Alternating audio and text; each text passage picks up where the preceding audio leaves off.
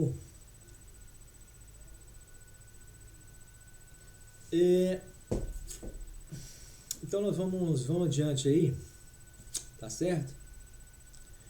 Vamos adiante. É, vamos continuar falando pro povo. Hoje eu quero falar, hoje eu quero falar com o povo. Chamei o povo para uma conversa séria aqui, uma conversa séria entre nós. Eu tenho, às vezes a gente se irrita às vezes com vocês. Claro que se irrita. A gente se irrita às vezes, né? Como é que às vezes a gente vê a falta de vontade de acreditar até mesmo nos nossos gramados amadores do Brasil. Você vai jogar bola com o sujeito e ele não acredita no lance, cara. Ele não vibra, parece estar quebrado. Aí você fala, você está quebrado. O cara não entende a metáfora. Então é preciso a explicação. Olha, vamos continuar a aula de política e para o povo. Prestem bem atenção, então, o povo que está aí agora daqui uns dias aí vai ter que falar aí, vai ter que dar o seu voto, né? Quer dizer, olha o que vão cobrar de você aí. Vão cobrar aí um voto, né? Um voto de confiança, mais um, né? Tantos votos que o Estado vem pedindo pra gente, né? Todo ano ele pede, até colocou até periódico. E todo ano, de 2 em 2 anos, eles nos pedem mais um voto de confiança. E a nossa confiança nós não temos mais, eles não têm mais credibilidade nenhuma com a gente. Como é que, como é possível ir lá e votar em duas caricaturas, né? Em dois totens, né?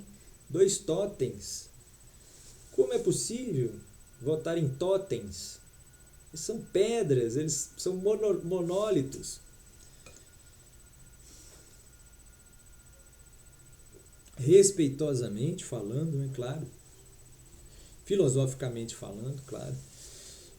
Então, esses seres não têm mais, eles não estão mais agindo de forma racional, né? Não conseguiram atingir a sofisticação intelectual para poder realmente unir as suas forças, entrelaçar os seus poderes e deixar fluir finalmente a Kundalini, formando o, o código de DNA. Né? O código de DNA. São duas as hastes, por assim dizer, né?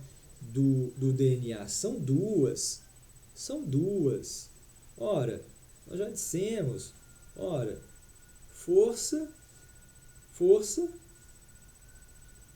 e sabedoria, ímpeto, né?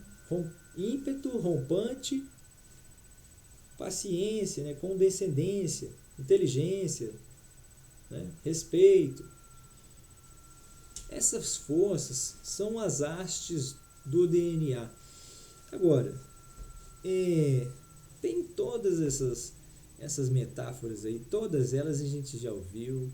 A metáfora da Kundalini, a metáfora da ciência para dizer que isso tudo está acontecendo, a metáfora desses caras que inventaram toda essa lorota aí que a gente está ouvindo, as metáforas do Serguiano que não passa mais do que uma lorota ainda mais engraçada, e depois qualquer lorota que você imaginar, religiosa, espiritual, aquela espírita, né, dos espíritas, todas as fábulas, né, aquelas do Papai Noel, todos os contos que nos foram contados, né, todas as leis que nos foram editadas, né, as leis são metáforas também, claro, naturalmente, né, todas elas são metáforas. Só há uma lei, né, que não é uma metáfora, que é a do contrato. Né? essa daí, ela até é uma metáfora. Porém, os homens decidiram contemplá-la para si. Quer dizer, é uma fonte que eles decidiram adotar. Quer dizer, porque eles perceberam que o contrato, desde que fosse efetivo e eficiente sob o ponto de vista da sua coerência, porque quando você fala que é demo, é todos, né? Todos, quem são todos? Todos é toda a humanidade. Tudo é toda a humanidade. E o que é que você quer deles? Olha onde está o erro aí que o serguenismo está apontando. Até agora acreditou-se que estava sendo respeitada essa vontade. Porque de fato você vai lá, não vai? Eles não te pedem votinho de confiança, você vai lá e vota. Você não sabe muito bem se o seu voto foi roubado, se não foi, mas você acha que de alguma forma é uma espécie de adu. É o mínimo que tem muitos. Você vê como os cidadãos vão felizes votar, olha como uma pessoa fica feliz numa data dessa, a gente vê que o mundo ainda tem solução quando a gente vê um sujeito feliz num dia de domingo, que você tem que votar, e você tem que voltar no bairro e ver aquela turma toda que você já saiu de lá e você não lembra mais. E aí a vida prossegue, né?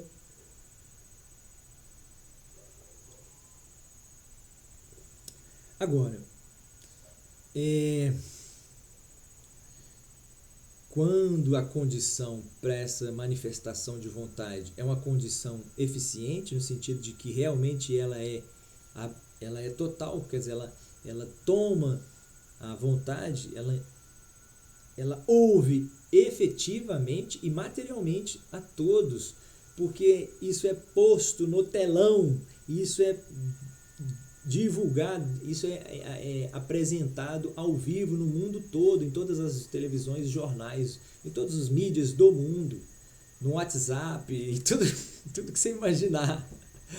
E toda hora você liga lá e você vai sempre uma pessoa falando. Foi uma coisa que a Globo tentou fazer, mas ela ficou perguntando o que quer para amanhã, não sei o que. Esse o que quer para amanhã aí não deu muito certo, não. Porque você tinha que fazer o videozinho, entendeu? Você tinha que fazer o videozinho, colocar lá, entendeu? Então tem gente, aquele negócio meio de início de festa, de pobre, que a primeira pessoa fica com medo de ir lá e comer o primeiro salgadinho. Mas aí você depois pensa que é o seguinte, é melhor você fazer o seguinte: permitir que todos votem, você dá por liberdade. Mesmo que eles não queiram ir, eles podem até abster. É um direito. Claro que isso vai trazer consequências óbvias de interpretação. Se você tem a opção de escolher e está abstendo, você está dizendo no mínimo o seguinte: olha, o que vocês fizerem por mim aí tá bom. Ou o que for, né? Não necessariamente que fizerem por mim, mas o que for está bom. Quer dizer, e esse ser, né, que é o que foi, que o que se tornou, né, acaba sendo justamente um mundo onde você não tem direitos nenhum, né? Ou os domine, né, aparentemente, né, de modo que efetivamente não os possa expressar, né, ou utilizar. Quer dizer, que direitos são esses que você não pode utilizar e expressar? O pobre, falando para o pobre, agora no sentido material, que a maior massa dessa característica a maior massa é essa. Né? Essa característica é a que mais marca, né? A que mais homogeneiza o povo, né? É essa daí, tá? É a questão da questão do pouco acesso, do acesso restrito, né? Das proibições que existem para si. Quer dizer, você não pode, olha do que você está privado, você não pode rodar no seu planeta, você passou a sua vida toda aí limitado num lugar só do seu planeta, e uma coisa que é uma maldade tremenda, sendo que na televisão mostra os lugares mais belos e a gente fica vendo aquilo ali e pensando, meu Deus do céu, na verdade eu sou um pássaro preso na gaiola mesmo, né? Quer dizer, essa é a condição da maior parte do povo, que vivem as suas vidas nos seus países, né? Dos povos, os povos, quem é o povo do mundo? Tem país que tem menos povo, eu não estou falando essa é a visão aqui da Terra, né? Tem uns que tem mais, tem uns que tem menos, então tem uma média. Então por isso que existe uma média. Mas então a média é essa. A média é essa. Tá certo? A média é essa. Agora, o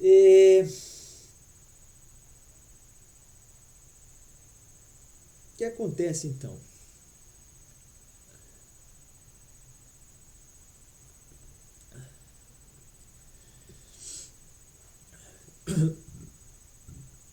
Se você então começa a se dar conta de que a sua vida, na sua vida você enfrenta, na sua vida financeira você enfrenta dificuldades, porque você tem que pagar os seus bens, os recursos dos quais você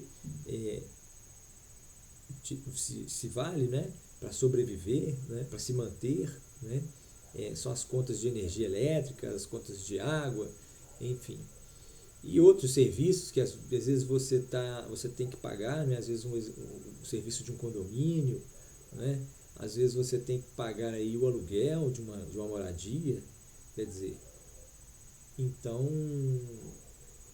ou mesmo que você tenha imóveis, né, mas tenha que viver sempre regrado, né, limitando seus recursos, se esforçando para crescer, né, você também é pobre, né? Você também é pobre. Então, o que acontece? Essa classe dos pobres, elas não se satisfazem, né? Elas não se satisfazem porque é muito triste toda essa situação de restrição da liberdade. E as pessoas insistem em dizer que existe liberdade no mundo, né?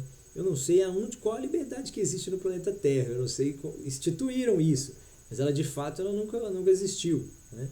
A liberdade de você ir e vir, hoje dentro de um planeta, com a tecnologia que se tem aqui, ela deveria ser, a liberdade de ir e vir deveria ser a liberdade de você poder transitar por todo o orbe terrestre, né?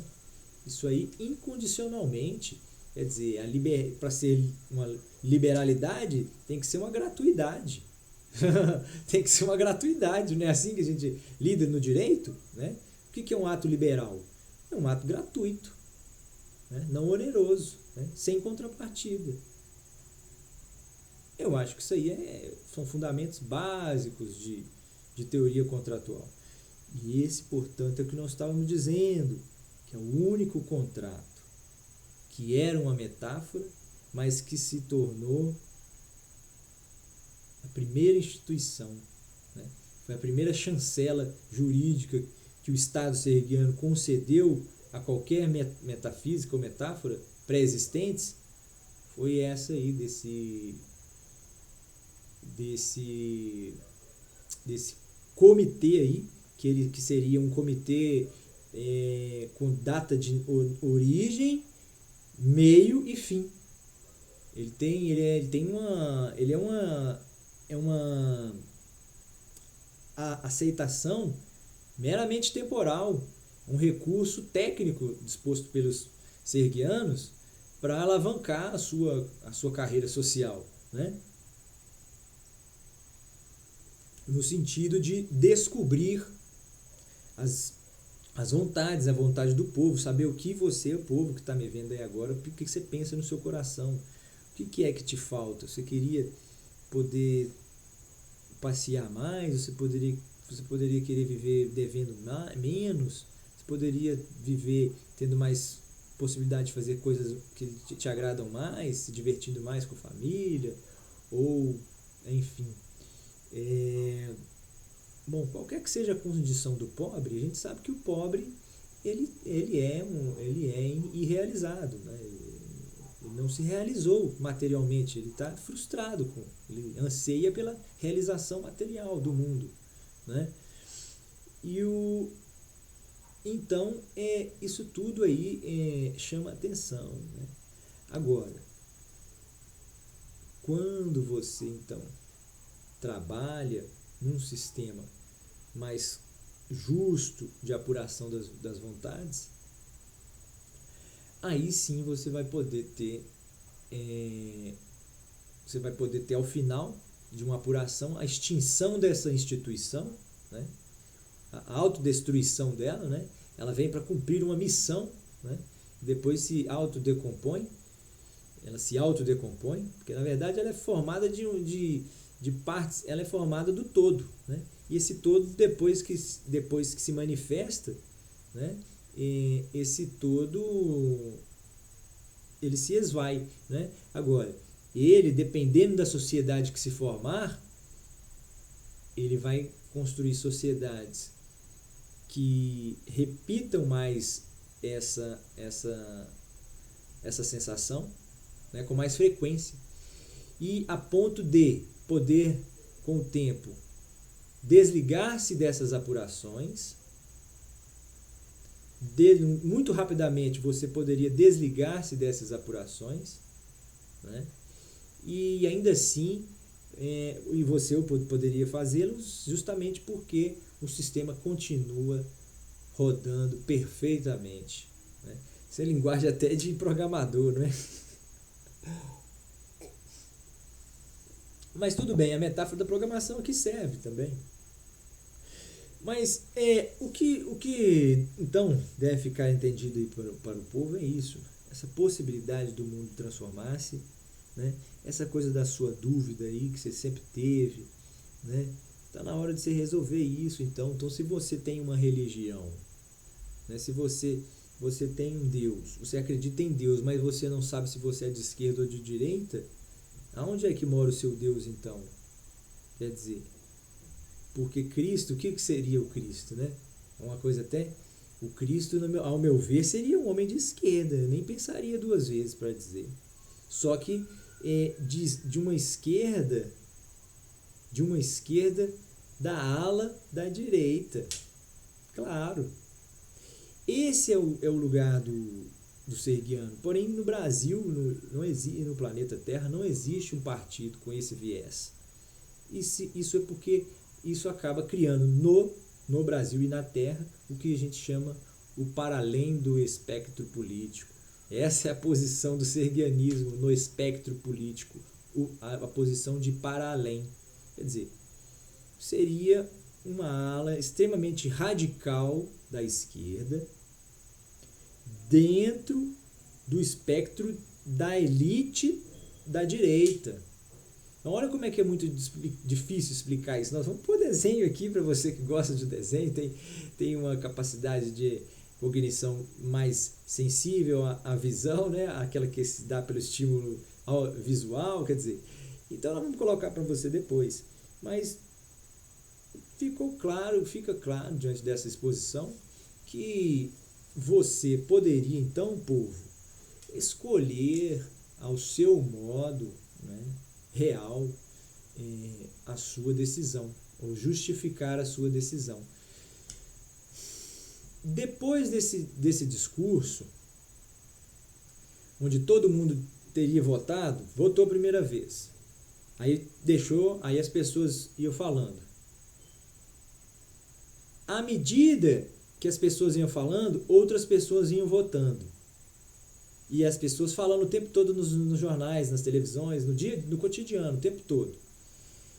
E depois, no final, quando terminasse a última pessoa de votar aqui, voltava na primeira, lá na frente, para ela confirmar ou mudar o seu voto.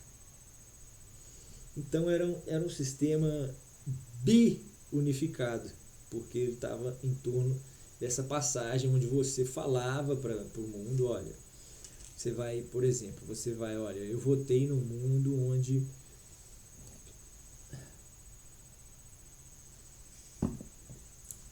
eu votei num mundo onde eu quero nascer, ou eu quero que os meus filhos nasçam, e lá eles descubram e lá que a sorte dê eles o caminho.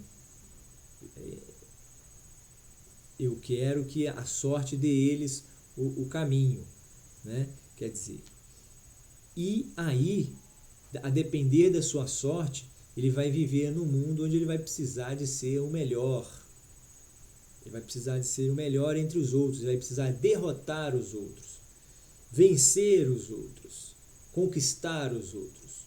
Essa vai ser a sorte dele. Porque eu acho que a vida, isso ele está falando, a pessoa está explicando no telão, né? Porque eu acho que a vida deve ser feita assim. Não há outro modo para a vida. A vida é assim, os animais se comportam assim. Não tem jeito de mudar isso. Isso é uma coisa que não se muda.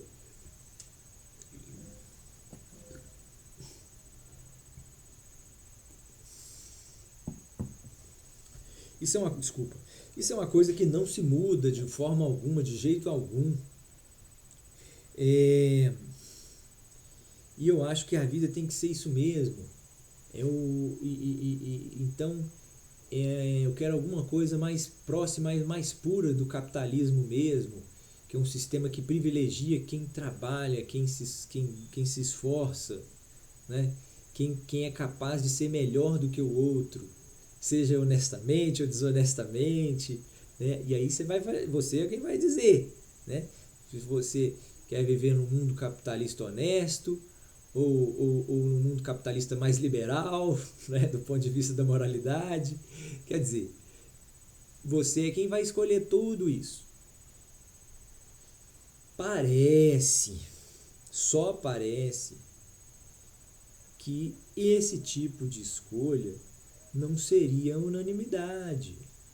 Mas isso aí isso nem interessa. Isso aí não tem interesse nenhum. O interesse é. Isso é um interesse se for existir como uma espécie de qualquer metáfora, apenas dentro de você. Apenas dentro de você. Você não precisa de lidar com ele publicamente. E é essa a grande diferença do desejo pelo coletivismo qualitativo. Porque ele é de qualidade. Então os seres, ao poder escolher o seu modo de viver, eles optam por um mundo aonde ele vai ser recebido excepcionalmente bem, né? Porque todos assim o são, né? Todos são recebidos excepcionalmente. Esse excepcionalmente vem de um excepcional, né? Remete ao que é exclusivo. E é isso, todos lá são exclusivos. Esse é o verdadeiro exclusivismo, individualismo serguiano, né? Ele é às avessas, né? Porque vem certos filósofos aí e dizem e constroem uma teoria aí do individualismo, que você tem o direito de ser e não tem que dar satisfação para os outros.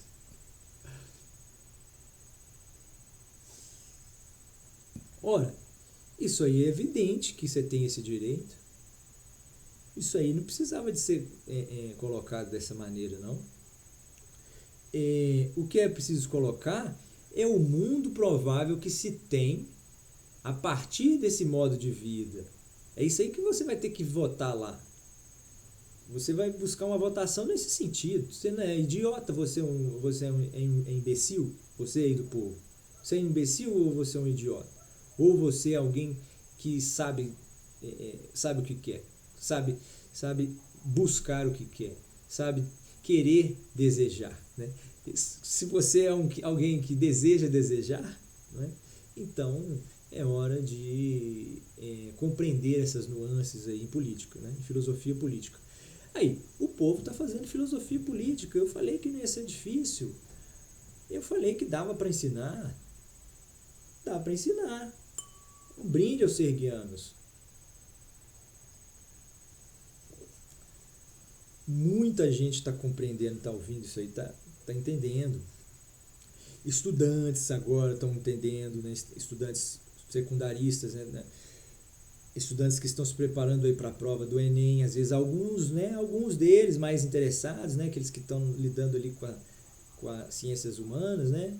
Por a questão dessa afinidade de pelo menos de nomenclatura, né? Ou de definição, vai acabar se identificando, mas na verdade é que a ciência humana tudo se mistura, né? As coisas todas se misturam, as ciências na verdade elas são metáforas, tal como as metáforas das dogmáticas jurídicas, das dogmáticas filosóficas, são todos dogmas no final, são todos termos, né? Literários dos quais nos são úteis, né? Os quais não são úteis, né? Agora você veja bem, é, então o povo vai aos poucos entendendo tudo que é isso daí, né? Vai percebendo que é necessário ter um pouquinho mais de paciência, um pouquinho mais de fôlego, porque às vezes essa doutrina é extensa, né? O sergianismo é extenso, ele é para ser aprendido vagarosamente, do mesmo jeito que fala o doutrinador. Quer dizer, essas absorções aí tem que ser permanentes, né? Diárias e em pequenas doses, né? Em pequenas porções, para que fique efetivamente compreendido, né?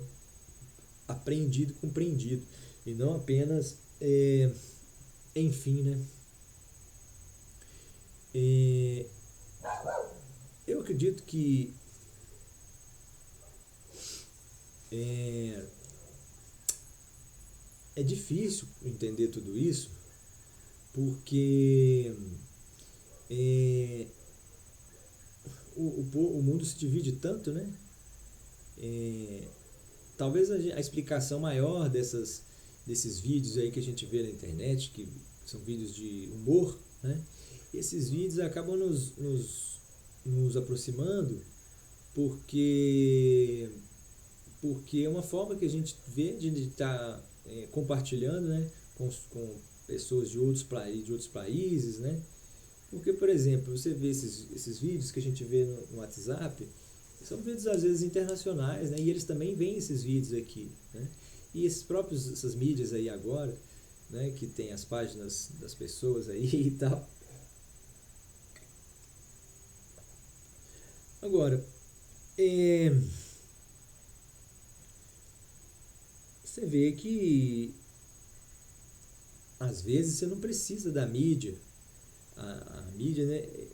As pessoas se colocaram numa situação onde a mídia, parece que a mídia é fundamental. Não, não é fundamental. É, ela é fundamental porque é bom ter um canal que funciona, é bom enquanto técnica, né? A técnica dela é fundamental, né? A capacidade de ela permitir conexões, isso aí é fundamental na mídia. Mas não estamos falando da mídia no seu instrumento, nós estamos falando do seu caráter, né? Da sua função política.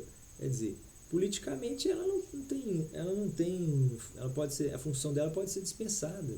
Quer dizer, claro, não no nosso sistema, né? Num sistema diferente, mais sofisticado, né? Ou um sistema que passasse por uma sofisticação. Não entendam mal, nós estamos expondo uma aula aqui, que às vezes a gente esquece para quem está falando. Está falando para o povo agora, você que está pegando o vídeo aí agora, não está sabendo, nós estamos falando para o povo, né? Porque o povo precisa se qualificar e constituir um representante para falar por eles, né? Esse representante não pode ser institucionalizado, ele tem que ser esse representante é ele mesmo, Esse representante é ele mesmo, ele não pode mais se fazer representar. Ele agora tem que se apresentar pessoalmente. É uma oportunidade que lhe foi dada. E ele tem que aproveitar essa oportunidade. Agora, isso daí é uma exigência, né, que pode surgir de uma reivindicação de um instrumento popular, que hoje a Constituição tem, né, e permite, que é a iniciativa da ação popular, né, ação legislativa, né, é a proposta de ação. E salvo engano, claro, salvo engano não, né? De fato, ela é com condão, inclusive, de propor emendas, salvo engano, né? Emendas constitucionais. Quer dizer, agora vocês vejam bem. Então, basta um requerimento simples aí, né, para uma intervenção aí no sistema, né, uma adaptação, uma engrenagem que vocês não estavam vendo, né? Nós falamos nisso, nessa coisa da visão, de não estar enxergando, não estão enxergando direito esse erro, essa incongruência aí na forma de eleger as nossas vontades, né? Então, ora, como é melhor fazer isso então? Vamos aprender com o Seguiano. Eles emprestaram o formulário, como é que se diz, o catálogo deles, o catálogo político. Eles nos apresentaram o catálogo político. Então, esse catálogo é muito simples. Ele tem essas premissas aí, olha. São todos que vão votar e eles vão apresentar, vão justificar o seu voto, e essa imagem vai passar o tempo todo na rua, e aí as pessoas vão se entusiasmando com as falas, porque você vai ver uma criança não, um jovem, porque a criança você pode até trabalhar com uma redução, isso vai depender do país aqui, do que as pessoas vão, o que vai ser deliberado, né? Mas esse primeiro grupo que fomenta essa transformação é um grupo que surge da proposição filosófica, né? Por isso nós falamos da importância dos filósofos aí no passado, né? E até hoje, né? O último grande filósofo, por exemplo, vai ser esse terráqueo que ele vai encerrar a era da filosofia, esse que conseguir direcionar a humanidade para uma solução, né? Esse vai ser o último filósofo. Tem gente já me chamando, gente, o último filósofo. Já tem gente se despedindo aí. E é curioso que, como você vê que teve o governo atual, encerrou mesmo a filosofia. Eu acho que depois de mim não passou mais ninguém, não. Mas tudo bem. Eu não tenho. Eu me refiro em termos de doutrina, né? Não encontrei uma doutrina ainda tão ampla, né? E tão minimamente técnica, né? Não tenho visto. Você viu? Qual que é a doutrina que você... Não é uma metafísica antiga, não, né? Nem uma releitura, não. Eu estou dizendo de coisa autêntica, coisa original, né? Me fale um partido aí do espectro político mais esdrúxulo do que esse. A extrema esquerda da extrema direita, né? Uma ala da extrema esquerda dentro da ala da extrema direita da humanidade. Quer dizer, isso explica o rompante, né, que às vezes agora está refreado, mas o sobressalto aí, né, da sabedoria. Quer dizer, porque a sabedoria se destaca nesse momento, por isso que o ano é do ano dos piscianos, e nós estamos na era dos servianos, né? Então, é por isso que fica claro, né, essa situação de emprestar agora a sabedoria, né, sendo Atenas, né, Atenas que é a deusa da sabedoria, né, mas o que acontece é que o Afrodite, né, que é então o cavaleiro, né, de peixes, né, o cavaleiro de peixes, esse cavaleiro, ele... Bom, a história dele é um pouco polêmica, nós não vamos entrar aqui na história dele agora, tá certo? Mas nós vamos adiante. Porque isso aí vai me atrapalhar a conversa com vocês hoje, povo, que não vai dar para entrar nisso aí hoje. Isso é uma fábula, nós estamos cuidando de uma fábula, eu não vou entrar em outra. Então, vocês vejam bem, tá certo? Podemos ir adiante? Então vamos adiante, só um segundo.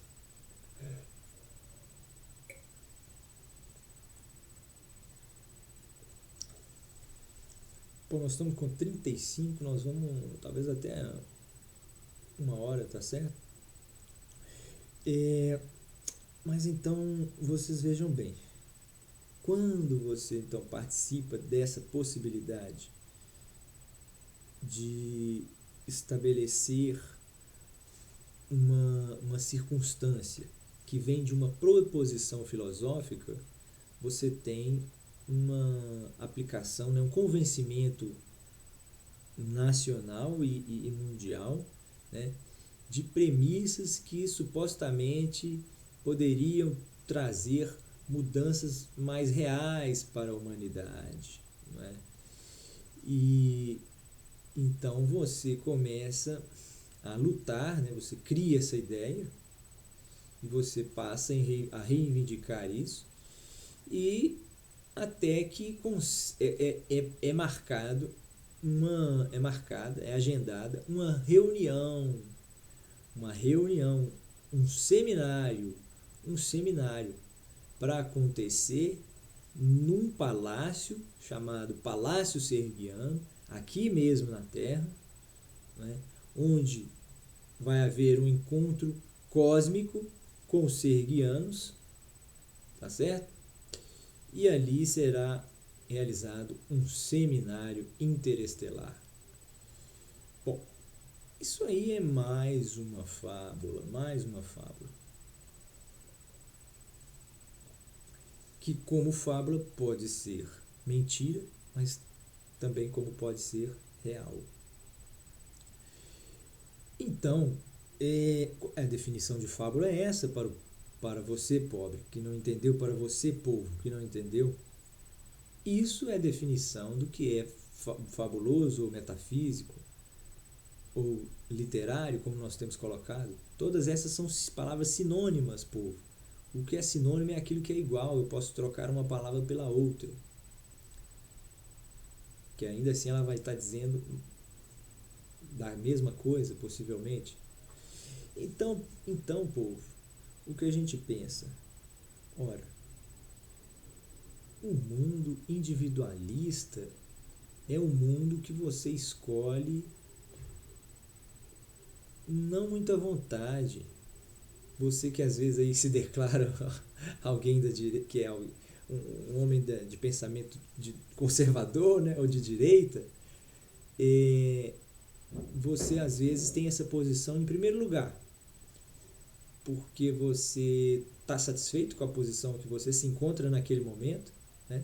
E não é feita uma pergunta de como, nunca ninguém, a direita ou a esquerda, elas estão no mundo, né? Mas a direita, né? Porque a esquerda, o discurso dela é de dizer que realmente sonha com um mundo melhor, né? Mas também nunca desenhou esse mundo, né? E deixa sempre a direita achar que é um mundo de pobreza compartilhada. Eu não entendo isso. Por que a esquerda não tem esse trabalho de mostrar que ou é isso mesmo de fato que vocês querem para a humanidade? O problema é todo tá aí, né? É a questão da prioridade. Às vezes o Lula quer dar mais coisa pro povo, mas ele está correndo atrás de alimento primeiro. Como é que ele vai sonhar com alguma coisa maior do que isso, se ele não está conseguindo nem o alimento, né? Então, em alguns casos, né? Porque outros não. Tem uma parte boa do povo que está bem, mas o Lula está lutando pela parte mais pobre, né? Não necessariamente pelos miseráveis, também por eles, porque ele acaba conseguindo tirar da miséria muita gente, apesar de que é muito complicado você falar que tira alguém da miséria hoje, porque no mundo, né? Porque às vezes essa miséria está associada a vícios, né? Sejam de substâncias ou de um tipo de vida, né? Que é na rua, né? Mendigando, né? E, enfim, mendigando, enfim, destruindo-se, né, a si mesmo, quer dizer,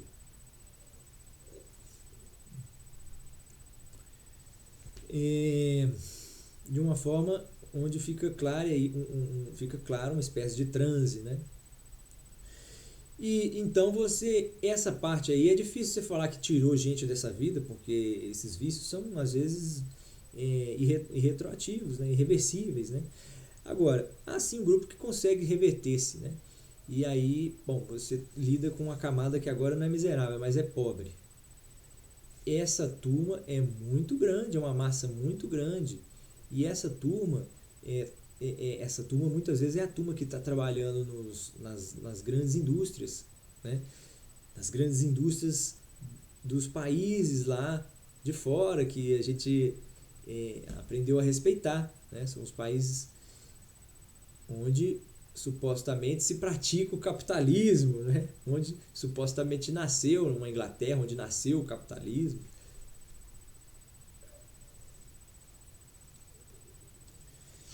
E aí você então se dá conta de que tendo essa possibilidade de escolha, né, desde que ela não, desde que ela seja natural e confortável, sem essa pressão, né? Quando você sem essa pressão, sem essa pressão que existe, né, de escolher entre dois monólitos, quer dizer, você realmente não consegue, se você não consegue organizar a sua política, você dificilmente vai conseguir regularizar ou orientar, né, a sua espiritualidade. Então as pessoas se enganam, né? O pobre, eu vou falar pro pobre, pro povo, prestem atenção, povo, não se iludam, não. Política tem que conversar sim. Você pode até achar que, você pode até dizer o seguinte, quando você for escolher o mundo perfeito, fala, eu não quero mexer com política, eu quero um lugar onde as coisas vão funcionar, onde eu não preciso de mexer com nada, mas as coisas vão funcionar vão funcionar no mínimo numa situação onde é, estará assegurado a todos o acesso material, ou seja, não aos bens de produção.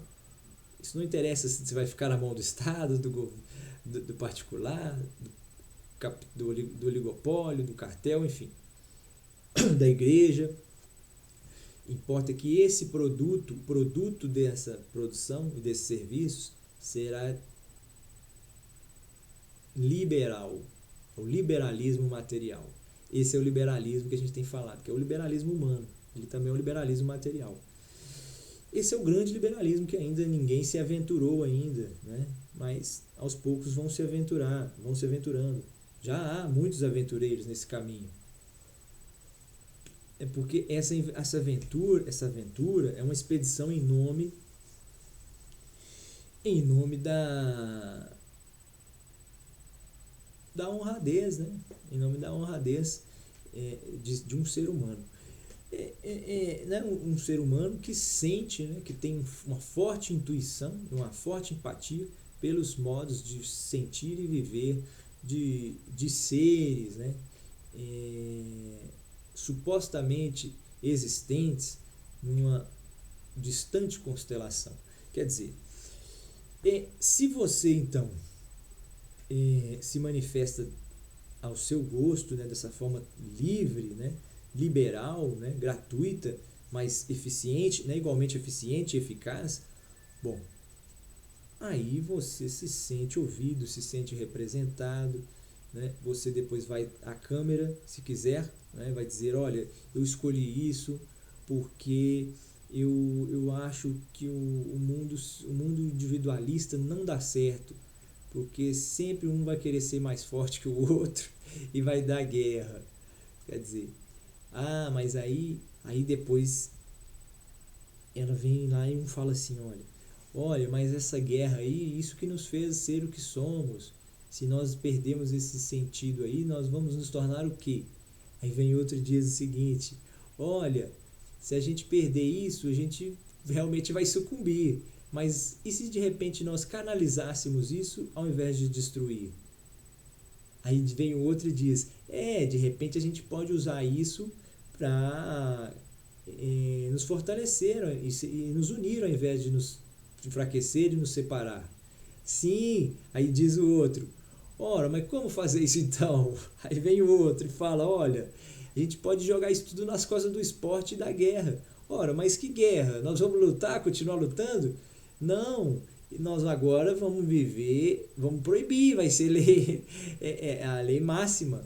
Nós não poderemos lutar uns com os outros, exceto em função do treino para a guerra ou da competição esportiva devidamente arregimentada. Quer dizer, você então passa a contar com um treinamento permanente para a guerra, né? Porque de fato você começa a contar com a hipótese, né, que é muito plausível para o povo que não conhece, para o qual eu estou falando hoje, povão. Olha, você aí que às vezes tem um curso superior, uma boa parte, estou falando para essa parte agora da nata do povo. A nata do povo, essa nata do povo que tem faculdade, que tem noções de ciências humanas, né?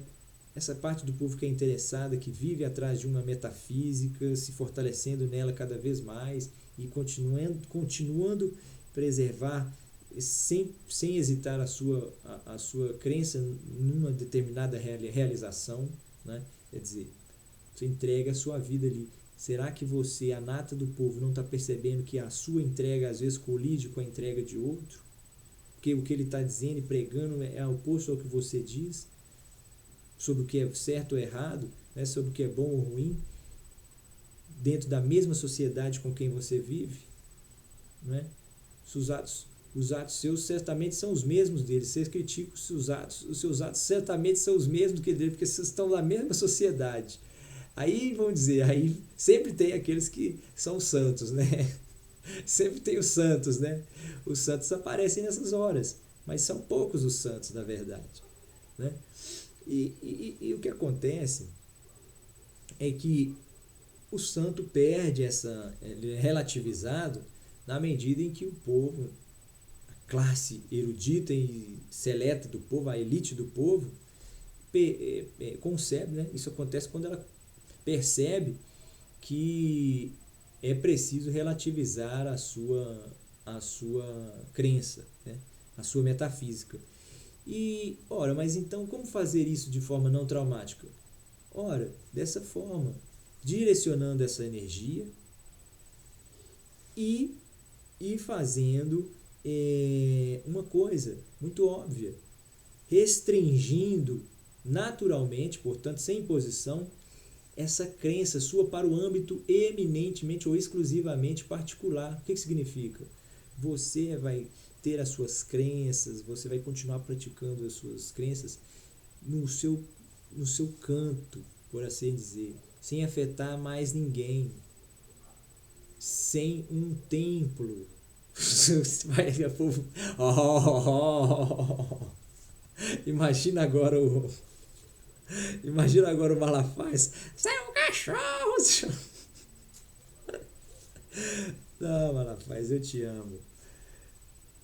Não amo nada, segue. O Sorigo não ama, é filósofo, não ama ninguém. Agora vocês vejam bem, ele ama a humanidade.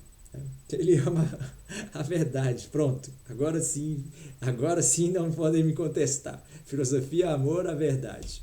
Tá bom, eu amo a verdade. Tá, vamos fingir que eu amo a verdade. Que não é verdade isso, né? Eu tô sem água. Eu vou ter que parar um pouquinho para pegar uma água. Só um segundo. Olha, todo o meu respeito aí por essas figuras incríveis aí, o Mário Sérgio Cortella, o grande bispo, o grande o grande pastor, e que talvez se constitua até mais, até numa espécie de profeta, né? Porque por tudo que fez, né, pelo seu país, pela boa vontade, pela dedicação sua sobre a religião, né? É uma metafísica, mas é tudo muito verdadeiro. A gente acredita até nessa paixão que até te enlouquece. A gente percebe o quanto isso tudo vem desse calor, dessa crença, dessa crença que você deposita no ser humano, né? Essa crença que você deposita pelo ser humano, através, é claro, vai falar você que é do Cristo. Você vai falar com aquele jeito bonito seu, que você acalma, você senta na mesa lá e faz um... Naquela hora ali a gente fica com vontade de doar tudo que a gente tem para você. Mas a gente percebe que essas metafísicas estão chocando-se umas contra as outras, né? Esse é o grande problema. Qual é uma grande solução para isso daí?